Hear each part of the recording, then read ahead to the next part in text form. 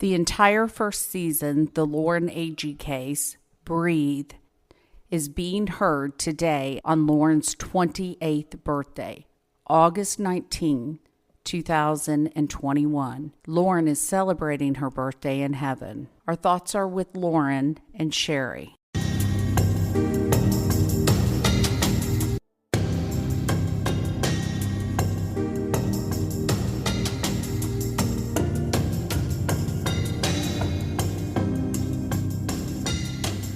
Thank you for listening to Without Warning, the Lauren A.G. case. Throughout this season of Without Warning, many of you have had excellent questions on this case. Hearing your questions are so vital to the case and finding new information, and that is why I did the podcast, to discover new information from listeners like you in hopes to close the case once and for all. So let's hear some of the questions you all had. Hi, I'm Jill. As I've been watching through this case, what has occurred to me is the number of times that Lauren expressed a desire to leave. What do you make of that? We know from interviewing witnesses that she asked 5 separate people if she could either stay with them or leave. And she obviously had some sort of internal intuition knowing something wasn't right. But unfortunately, it didn't work out, obviously, that she left with anybody. I was listening and wondering why the sheriff didn't do more. He was commenting that there was no obvious location that she fell. Did the sheriff decide she had fallen based on evidence, or did he just accept Aaron, Chris, Hannah's theory that she fell? There's a lot of work that goes into investigations. And when you decide it's a homicide or undetermined, then you've got to go and prove one way or the other legally by every standard I've ever heard of or taken in classes or got certification in death investigations. You automatically assume it's a homicide until you prove otherwise when the body is alone. And that should have been number one in this investigation. So inside the crime scene tape are pictures of Aaron and Hannah up there with the police. Generally, you don't want anybody inside the crime scene. Now, also, there was the houseboat story. So at 12:30 on Sunday, Hannah is telling Deanna that she thinks Lauren went off on a houseboat ride at 2 a.m., but she knew they all took the canoe, at least 2 trips across in the canoe to get everybody back to the campsite. So what? Huh? A houseboat is quite big, and to get into the cove area at 2 a.m. or later, you're just not going to do it with a houseboat. They're too big. And I don't even know if they would go in there at any time into that particular cove where the kids were, getting on and off of the canoe. So that story is quite interesting to me. Did Lauren see Clint and talk to him face to face? Lauren did see Clint, but she never engaged at all the whole weekend with anybody other than Evan in that group. One of the things Chris said, I believe it was in his deposition, is that he didn't attend the funeral because Aaron said Sherry would not let them come. Do we know if that's true? I wasn't aware that Aaron and Sherry had spoken at all, let alone that she had, because she seemed quite upset that they hadn't. Sherry Smith didn't want him at the funeral, but Sherry Smith didn't ever say anything to him. Sherry Smith never talked to Aaron or Chris. And I remember hearing Sherry actually say they never called her or contacted her in any way. Aaron never ever once called Sherry, spoke to Sherry, wrote Sherry, text Sherry, anything. Not one word was passed between Sherry and Aaron. Hi, this is Selena. I just have a few questions for you. I'm surprised Chris wasn't detained for more questioning with all that suspicious behavior on the boat with the officers and wanting to take their guns. That seems very sloppy. That decision would have been Jeremy Taylor's, and as we know, he did not detain any of them. I know they were drinking that weekend. Was there any drug use involved? In the episode with Jeremy Taylor speaking with Samantha Arnold does talk about drugs up on top of the cliff. I'd like to hear more about the autopsy to see how they can explain the contusions on her body in relation to the shape and texture of the cliff. We will be doing an episode on the autopsy and her injuries. And we will go over what procedures were done and what procedures were not done. How are these people not arrested yet? How much more evidence does the law need to know this case should have never been closed for a drowning? DeKalb County is solely responsible for whether or not a case is open or closed. To date, no one's been held responsible for the investigation of this case. In a future episode, we will be discussing what has happened between the family, the DA, and the Sheriff's Department. Why did the detective allow Mr. Lilly to go up to the campsite? Why didn't he just point out where it was? Why were they allowed to return to the campsite, which in my opinion would be a crime scene with evidence? That would contaminate it, right? When investigating, you generally don't want people on the inside of crime tape. You want them on the outside. And through pictures, we know that the campers were on the inside of the tape. It definitely contaminates a scene of any kind. To me, this crime cover-up seems remarkably and kind of eerily similar to Erin's motorcycle accident cover-up. Cassie Frank's attesting to how she was also used in that. Did no one in law enforcement make that connection? In an investigation, you have to talk to everyone. You have to go back through people's background, their patterns, their history.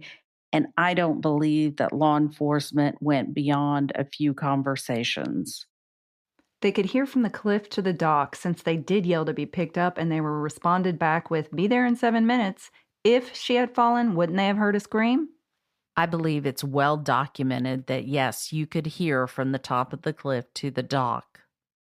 Was Chase expecting her back Saturday at 6 p.m. or Sunday morning? Did they have a date on Saturday night? Chase planned a party for Lauren to meet his high school friends on Saturday night. She was supposed to be there that evening. What happened to Chase's ex-girlfriend, Whitney? How did she die? Whitney passed away of an illness after Lauren had died also. If she had fallen into the water, wouldn't they have run into her path the next morning? Yes, they would have seen her pink shorts floating on top of the water. What relation is Teresa and Evan to Lauren?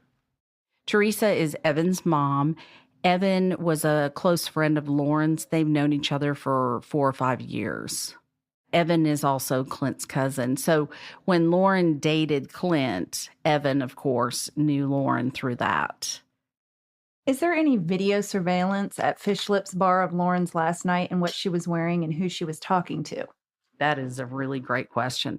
Unfortunately, at that period, Fish Lips did not have surveillance at all. They had no videos at all, no surveillance cameras anywhere. We have no video of Lauren that weekend except for one GoPro video. Is there any way this case could be reopened? What the family is hoping is that the FBI takes the case because obviously it was passed over by TBI and the DA. So the FBI is probably the most experienced agency to take over. Okay, my name is David. Basically, I've got 4 questions. Can you tell me who Chris Stout called? Because that's really going to be a major thing, I believe.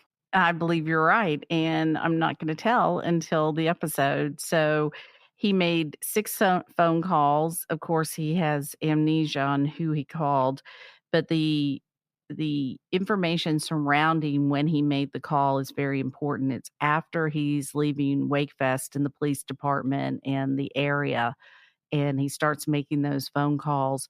So the question is, what was so important for him to talk to that person that night that he called 6 times? My second question is based off of Lauren apparently had a background in gymnastics and dance.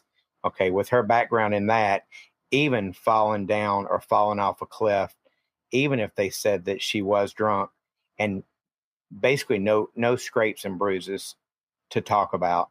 I think that's very important. How in the world, I watched all the 2020s. I don't understand how in the world that I just don't think it's possible in my eyes for her to fall off the cliff, fall down the cliff with her background, even if she was drinking, and not receive any, really bad cuts and scrapes, especially since she was apparently wearing shorts at the time. Correct. So we took a dummy up there and we really tried to make the dummy fall to the water. It never happened. And on the way down, the off-duty police officer that was throwing the dummy, he was halfway down and still couldn't make the dummy go into the water. And as the dummy's going down, there would have been scrapes and terrible bruising and broken ribs. I mean, there would have been a lot more damage had she fallen off the cliff. Now, I do want to clarify something, because I think people are under the notion that I believe she did fall. 100%, you can't get away from the science on that. So, and I think I know exactly where she fell, but I don't believe she fell off the cliff. I believe she fell in a different area, and that's something we'll address in one of the episodes. No, that's all I've got. And thank you for your show. I appreciate it. I think putting the emphasis out there, this is a great way for technology and for your followers to pretty much help solve a crime. Things that people are bringing up. I watch just about everything that you push out. You're amazing. Thank you. Hi, I am Chelsea. I met you at CrimeCon, and I just had a bunch of questions for you. So, in the deposition of Chris, it was somewhat insinuated that Erin Lilly was friends, or at least acquaintances, with Jeremy Taylor prior to the incident. Is there anything you know about this, or am I just reading too much into it? You are not reading anything into it. It has not only been insinuated, but it has been stated to me by Erin Lilly that he had been in contact with Jeremy Taylor. Whether or not that's true, I don't know, because Erin Lilly will not turn over his phone records. In some pictures, you can see that there are 2 hammocks and a tent. So why is it that Lauren had to sleep in the, I call it a hammock because I can't remember the other name, but why is it that Lauren had to sleep in the hammock with Chris? That has only come from the campers that she slept there. And let me mention 2 things about that. So some other people who have been up on that cliff during that weekend, they said that no 2 people could sleep in that inu and one move and the other one not know it. So there were more than just 2. There were actually, I believe it was 6 up there at that time. So there were other places for Lauren to sleep. And of course, you also had the tent with the 2 blow-up beds. Hi, I'm Danielle, and I met Sheila while attending her PI experience session at CrimeCon this year. My first question was, Chris Yarchuk stated the body was visible in the water, but it was contradictory to the time and temperature of the water. Would the wrinkling on her skin help determine how long she was in the water, or help determine a time of death? Excellent question regarding the time of death. The wrinkling, the sunburn, the physical appearance, the lividity all comes into play when you're looking at a body. The medical examiner should have taken all of that into consideration when making their findings. The body tells a story. It is up to the medical examiner to interpret that story. Now, we will be doing an episode on the autopsy, and you, the listeners, will be able to determine whether or not the medical examiner did their job. Since Hannah, Erin, and Chris left the police department without giving the statements, did anyone follow up to finally obtain them, or were they forced to return? The audio you're hearing on the podcast? Yes. That is the follow-up. And do we know when those statements then were given? Was it like a day later or a week later? Within the week. Actually, within the 2 weeks. So time enough for them to talk to each other. Oh, they admitted they were talking to each other. Okay, next question is, who or when was the crime scene tape removed, and what happened to her belongings? It was never considered a crime scene, so it was not processed as a crime scene. Lauren's items did not come back. We know that the police did not process anything other than her purse and her phone. Everything else that was left up on the cliff is gone, has never appeared again, and no one is saying what happened to it, whether it was burned or taken or thrown away. It's gone. Is there an active appeal going on that's going to go before the courts at all? The judge in DeKalb County threw out Hannah's case, saying there wasn't enough evidence. That was appealed by Sherry Smith, Lauren's mom, and it went to the appellate court and was heard. We are waiting on the ruling from the Nashville appellate court. My name is Melissa. I met you during PI experience and I became very interested in the work you're doing. And when I heard about this podcast, I immediately started following it. And I've been listening episode by episode, waiting for the next one to come out. The first question was, can the currents in the lake be analyzed to kind of determine if it's possible for her to have fallen off the cliff and ended up in that second cove? Or in contrast, could the currents be analyzed to figure out if she did go in where they said, where she actually would have ended up? Fantastic question. There's an episode coming up on the currents. So we're going to do a science episode to explain that we hired a hydrologist and he analyzed the currents. And so we did an analysis on the currents, the dams, the water flow, the height. We did it all, and it boiled down to one thing. So in the previous episode, a police officer was talking about the injuries to her spine and her head being indicative of a trauma of her body weight falling on her head.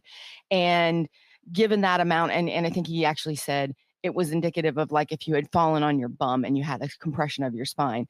And that's from like a short distance. If you're falling from a very high distance and you fall on your spine, it would seem like it would cause a lot more damage, like say if you're falling off of a building. Is it possible to have a mechanical model done to look at exactly how much damage would be done to the spine if the body were to hit in that position perpendicular to the earth from varying heights to see how much damage, so we can indicate how far that fall was? Question is, yes, we're going to be doing that and showing that.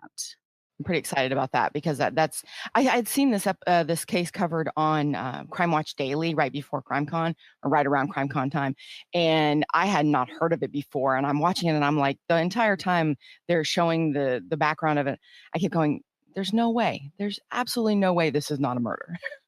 The police kept saying that no one had sex with Lauren because she was on her period. And they kept saying that as if that's physically impossible to have sex with someone on their period. My question is, I read somewhere that there was a tampon inside her when they found her and that was their reasoning for why she hadn't had sex. But one, I know it's physically possible to have sex with a tampon in, and two, it's physically possible to have sex with someone on their period. I'm confused why they're using that as a justification to not look into that aspect. Why would you not do a sexual assault kit when an off-duty police officer said do a sexual assault kit? So in the state of Tennessee, it has to be requested by the police. And Jeremy Taylor, of course, because there's a tampon in, and he said she's drunk and fell off the cliff, he's opened and shut the case. Police automatically thought, she can't have sex. She's on her period. I want to get more information about this emotional support dog. I'm kind of questioning, one, whether it was legitimately an emotional support dog, or was that just him saying, this is my support dog, so you could take it wherever he wanted, and why he would need an emotional support dog to start with. The information I have on that is you can go online and get an emotional support certificate, and you can designate your dog as an emotional support dog. He did that and he helped other people do it just by going online. So, does he need it? I'm not sure, but I do know that's how he did it. There were some questions about whether the dog was seen on Sunday or not, and I'm wondering if that is actually the case. Has the dog been seen again? Harry, who was on the boat with Ryan, the off duty police officer. So, Harry was one of the people working at the marina that weekend, he and his wife. And he was on the boat with Chris Stout and Aaron Lilly, and the dog was on the boat as well. And Harry said that he made friends with the dog real fast because he didn't want anything to go wrong. He didn't know if the dog was friendly or not, and he said, the dog turned out to be really friendly. Did Hannah know that Aaron was texting Lauren all these weird flirty texts? And my background for that is, if she knew about it ahead of time, is it possible that she was involved in actually setting her friend up in this questionable situation, as some kind of revenge situation? Or if she did, or she found out that night perhaps that what was going on, if that could have led to part of this situation? So I don't know. I don't know if she knew. I do know that she obviously had a jealousy issue because of Cassie. Cassie believes that that's what escalated, but I don't know. And I don't know what she knew or did not know about Lauren. I do know Lauren was very attractive and that Aaron liked to flirt. She couldn't have turned a blind eye to that. My personal opinion, knowing what I know about Aaron, is I could see him making a pass at Lauren hands down, and then Hannah losing her gears. And I think that's part of what leads into my suspicion about Hannah. I know this is speculation, but the suspicion about Hannah is that Hannah knew all along what was going on. Why was she not forthcoming to Lauren about what was going, where they were staying and what they were doing? That just, especially if they'd been friends for so long, it just seemed particularly not just shady and withholding, but almost like she had something planned. I don't know that. Now, that's been brought up. I do have a group of listeners that believe it was planned. I have that hands down. They believe that. But, in what I do, I have to go by what I know. I definitely want to know more. I want to hear from Hannah. I definitely want to hear from Hannah.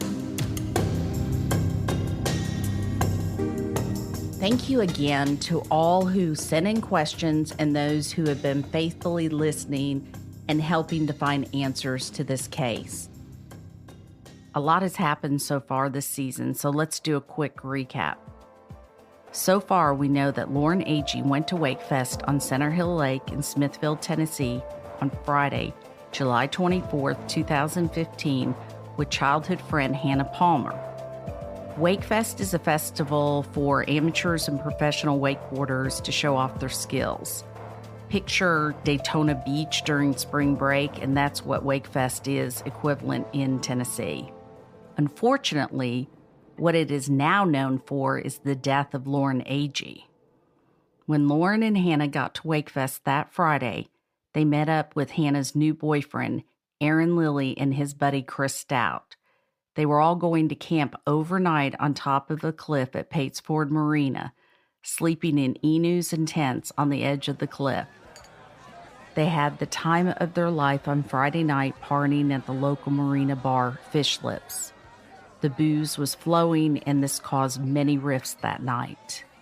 So the scenario was Hannah ran into Cassie Franks, who was Aaron's ex-girlfriend, and they got into a cat fight, causing Cassie to leave Wakefest and leave her best friend, Samantha Arnold, behind. Since Samantha claims to also be best friends with Hannah and Lauren, she found a place to sleep on top of the cliff with them on Friday night. Saturday morning, Aaron, Hannah, Chris, and Lauren got on Chris's boat and headed to Wakefest. Hours later, when they returned from Wakefest, they went back to the cliff and were met by some other people. Those people were Cassie's friends, LD and his buddies who wanted to experience the cliff for themselves. Now, due to Aaron's history with Cassie and LD being very close to Cassie and her family, him and Aaron did not get along. So when they came face to face, LD knew it was time for him to get out. However, before he left, he heard Aaron say something strange, something that he said he would never forget. He heard him say, quote, "If anything were to happen up here, then it stays up here and nobody's going to say anything," end of quote. That same day, Aaron, Chris, and Lauren all went cliff jumping as Hannah watched. Hannah reported that Lauren hit the water so hard that she had bruises all over her body. That evening, they canoed back to Fish Lips, where Lauren separated from the group and hung out with Samantha Arnold and Cassie Franks. Cassie Franks had come back to Wakefest in order to pick up Samantha Arnold. Samantha Arnold told Lauren that she was going to go home that evening, and Lauren asked to go with her. When Lauren allegedly left to go tell her friends she was leaving with Samantha, she didn't come back, and Samantha left without her. Later that night, Lauren ran into her ex-boyfriend Clint and his cousin Evan, who were there with his mom Teresa. There seems to be a reoccurring theme about Lauren's ex-boyfriend Clint and his new girlfriend Callie, that Lauren had some sort of altercation. But what we have found is that there was no altercations and that Lauren spent the evening with Evan and his mom, Teresa, until she left to go to bed. When Clint and his friends were leaving the bar, Clint recalls seeing Evan still talking with Lauren. Shortly after Clint and Callie left Fish Lips, Evan caught up with them and they all went to hang out with another group of friends at the RVs. This is the last time both Clint and Evan saw Lauren.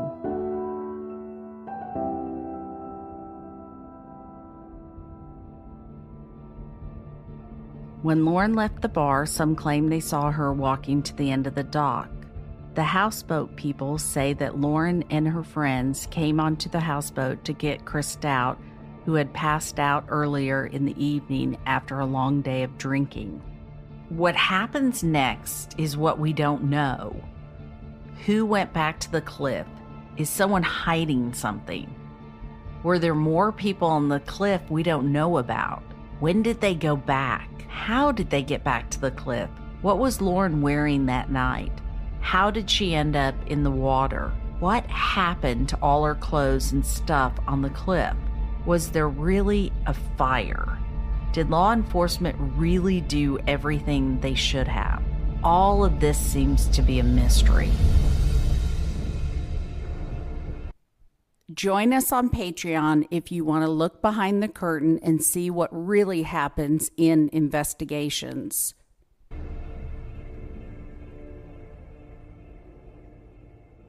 There are so many things we have yet to uncover, but the one thing we do know for certain is that Lauren's lifeless body was found in the water July 26 at 4:30 p.m., and none of her friends seemed to know anything.